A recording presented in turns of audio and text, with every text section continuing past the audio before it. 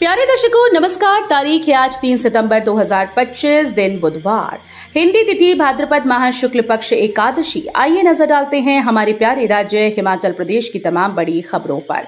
Video शुरू करने से पहले कमेंट बॉक्स में जय हिंद लिखकर हमें सपोर्ट करें। तो चलिए शुरू करते हैं। प्रदेश के 3 जिलों में रेड अलर्ट, जानिए कब मिलेगी बारिश से राहत। हिमाचल प्रदेश में लगातार हो रही भारी बारिश से तबाही का सिलसिला जारी है। लगातार हो रही बारिश से जनजीवन पूरी तरह से अस्त व्यस्त हो चुका है। मौसम विभाग शिमला ने प्रदेश के 3 जिलों में भारी बारिश को लेकर ऑरेंज अलर्ट जारी किया है। इन 3 जिलों में चंबा, कांगड़ा, कुल्लू शामिल हैं, जबकि ऊना, बिलासपुर, हमीरपुर के लिए येलो अलर्ट जारी है। वहीं मंडी, शिमला, सोलन, सिरमौर, किन्नौर, लाहौल स्पीति के लिए ऑरेंज अलर्ट जारी हुआ। मौसम विभाग शिमला के अनुसार बुधवार को प्रदेश के 5 जिलों के लिए ऑरेंज अलर्ट जारी है। इसमें कांगड़ा, मंडी, सिरमौर और किन्नौर शामिल हैं। सीएम सुक्खू बोले, बीबीएमबी शानन मामले में नामी वकील सुप्रीम कोर्ट में कर रहे हिमाचल की पैरवी। मुख्यमंत्री सुक्खू ने कहा कि बीबीएमबी और शानन बिजली परियोजना मामले में देश के नामी वकील सुप्रीम कोर्ट में हिमाचल प्रदेश की पैरवी कर रहे हैं। इसी माह इन दोनों मामलों की सुनवाई होनी है।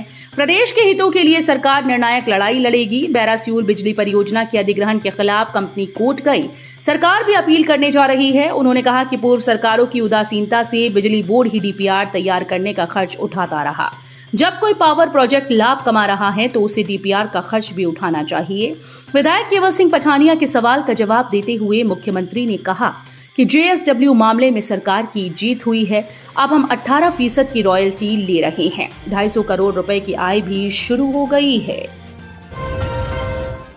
प्रदेश में 862 रूट पर एचआरटीसी की सेवाएं ठप, 241 रूट्स पर फंसी बसें। हिमाचल में पिछले 1 सप्ताह से लगातार हो रही भारी बारिश के चलते एचआरटीसी बसेस के पहिए थम गई। प्रदेश भर में सड़क मार्ग बंद होने से बसेस के रूट प्रभावित हो रहे हैं। स्थिति यह है कि बसेस बस अड्डों पर ही खड़ी हैं। मंगलवार को करीब 862 रूट्स पर बस सेवाएं ठप रहीं।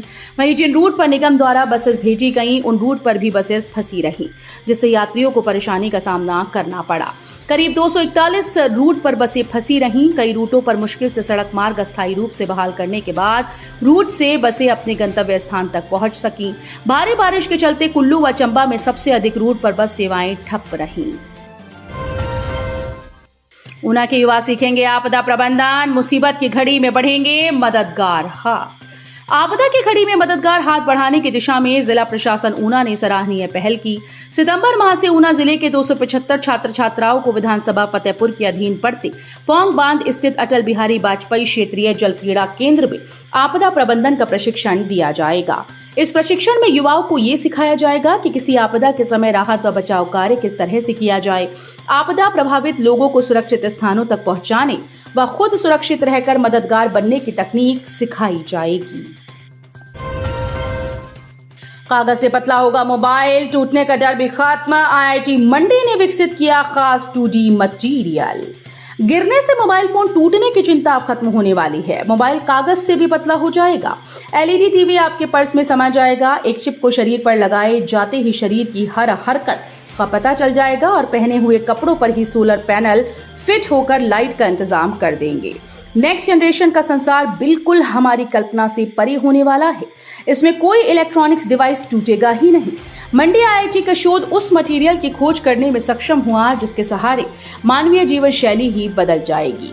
ग्रेफीन नाम का एक पतला 2D मटेरियल अपने अद्वितीय गुणों के कारण अगली जनरेशन के photo detector, sensor, super capacitor और फ्लेक्सिबल इलेक्ट्रॉनिक्स उपकरणों के लिए आधार के रूप में जाना जाता है। हालांकि ग्रेफीन और अन्य 2D मटेरियल्स के इस्तेमाल में कई कठिनाइयां हैं। सदन में गरमाया आपदाग्रस्त क्षेत्र में राशन की कमी का मामला। विधायकों ने रखी अपने क्षेत्र की बात।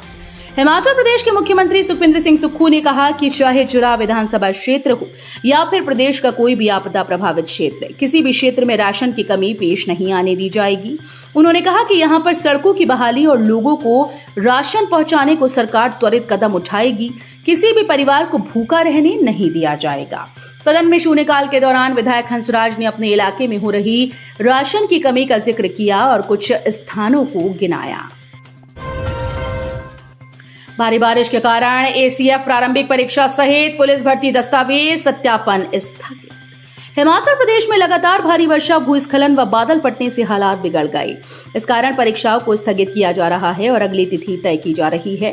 हिमाचल प्रदेश लोक सेवा आयोग ने 7 सितंबर 2025 को तय वन विभाग के ACF पद की प्रारंभिक परीक्षा को 5 अक्टूबर 2025 तक के लिए स्थगित कर दिया।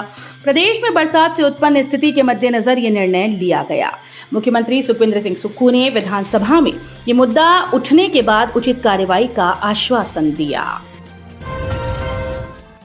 भाखड़ा बांध का जलस्तर खतरे से 3 फुट दूर खोले जा सकते हैं फ्लड गेट। भाखड़ा बांध में लगातार पानी की आमद से अब स्थिति विकट होने लगी है। खतरे से मात्र 3 फुट दूर पानी होने से अब BBMB ने मुख्य भाखड़ा बांध के गेटों से 7 फीट पानी रिलीज कर दिया है। इससे पहले ये पानी 4 फुट तक छोड़ा गया था। BBMB के सूत्रों के मुताबिक भाखड़ा बांध के अधिकतम 22 मीटर तक फ्लड गेट खोले जा सकते हैं। मंगलवार को भी करीब 1 लाख क्यूसेक पानी की आमद बताई जा रही है। उधर भाखड़ा डैम से पानी छोड़े जाने के चलते निचले क्षेत्रों में पानी बढ़ा है। भाखड़ा से नंगल डैम तक पूरी झील लबालब हो चुकी है। प्रदेश में निर्धारित शेड्यूल के अनुसार होंगे पंचायत चुनाव। मुख्यमंत्री सुखविंदर सिंह सुक्खू ने कहा कि हिमाचल प्रदेश में पंचायत चुनाव स्थगित नहीं होंगे। नालागढ़ के विधायक हरदीप सिंह बावा की ओर से पूछे गए सवाल के जवाब में मुख्यमंत्री ने सदन में ये जानकारी दी। विधायक ने कहा था कि पंचायत स्तर पर सड़कों और स्कूल्स को भारी नुकसान हुआ, कई पोलिंग बूथ क्षतिग्रस्त हो गए। ऐसे में क्या सरकार पंचायत चुनाव को स्थगित करने का विचार रखती है? इसके जवाब में मुख्यमंत्री ने कहा कि पंचायत के चुनाव निर्धारित शेड्यूल के मुताबिक ही होंगे। पंचायत चुनाव स्थगित नहीं किए जाएंगे। मोटरसाइकिल रिपेयर की दुकान में लगी भीषण आग, 20 लाख से अधिक का नुकसान। ऊना जिले के उपमंडल बंगाड़ा के तहत चौकी मन्यार बाजार में उस वक्त अफरा तफरी मच गई जब मोटरसाइकिल रिपेयर की दुकान में आग लग गई। आग ने देखते ही देखते विकराल रूप धारण कर लिया और चंद मिनटों में पूरी दुकान राख हो गई। दमकल विभाग की टीम ने मौके पर पहुंचकर आग पर काबू पाया। अब लोगों को ऐसे ठग रहे शातिर, सतर्क न रहे तो खाली हो सकता है आपका खाता। साइबर ठग खुद को बैंक कर्मी बताकर लोगों को ठग रहे हैं। साइबर ठग लोगों को सस्ते बैंक लोन, क्रेडिट लिमिट बढ़ाने के लिए व्हाट्सएप मैसेज और मोबाइल पर कॉल के जरिए झांसा दे रहे हैं। शातिर खुद को निजी बैंक का कर्मचारी बताकर लोगों को ठग रहे हैं। साइबर पुलिस साइबर ठगों से बचने के लिए एडवाइजरी जारी की। सस्ते bank loan, credit card limit बढ़ाने को लेकर हिमाचल में भी लोगों को इस बारे में फोन आ रहे हैं। साइबर ठग लोगों को जाल में फंसाने के लिए नए नए तरीके खोज रहे हैं। सस्ते बैंक लोन, फास्टैग के अलावा अब साइबर ठग क्रेडिट कार्ड लिमिट बढ़ाने के नाम पर लोगों के साथ ठगी का प्रयास कर रहे हैं। देश के विभिन्न राज्यों में लगातार आ रहे मामलों के चलते साइबर पुलिस ने हिमाचल की जनता को अलर्ट किया। साइबर पुलिस का मानना है कि हिमाचल में भी लोगों को इस बारे में फोन लगातार आ रहे हैं। शातिर ठग सबसे पहले व्हाट्सएप मैसेज या मोबाइल पर कॉल के माध्यम से क्रेडिट कार्ड लिमिट बढ़ाने की बात कहते हैं। इसके तहत शातिर अपने आप को निजी बैंक का कर्मचारी बताकर लोगों को विश्वास में लेते हैं। उसके बाद शातिर क्रेडिट कार्ड लिमिट बढ़ाने की बात करते हैं। हिमाचल पुलिस के पूर्व प्रमुख ID भंडारी का 71 साल की उम्र में निधन। जब DGP पद से हटे थे अधिकारी, राजनीति में भी रहे। हिमाचल प्रदेश पुलिस के पूर्व DGP रहे जिला बिलासपुर के मंझासू निवासी ID भंडारी का मंगलवार को निधन हो गया। 71 वर्षीय ID भंडारी जिला बिलासपुर में मंझासू क्षेत्र के निवासी थे। वो कुछ समय से बीमार थे। पिछले सप्ताह तक उन्होंने PGI चंडीगढ़ में इलाज करवाया था। वहीं 3 दिनों से वो IGMC में उपचाराधीन थे। अप्रैल 1954 में जन्मे ID भंडारी एक अच्छे प्रशासनिक अधिकारी व पुलिस अधिकारी के रूप में जाने जाते हैं। पुलिस अधिकारी होने के साथ साथ वो साहित्य के क्षेत्र में भी रुचि रखते थे। उन्होंने पहले रेड एट मिडनाइट पुस्तक लिखी, जिसका 4 साल पहले विमोचन हुआ। वो कवि व साहित्यकार सम्मेलनों में भी शामिल होते रहते थे। तो ये थी आज की फटाफट खबरें। हम मिलेंगे अगले बुलेटिन में। तब तक के लिए धन्यवाद। जय हिंद।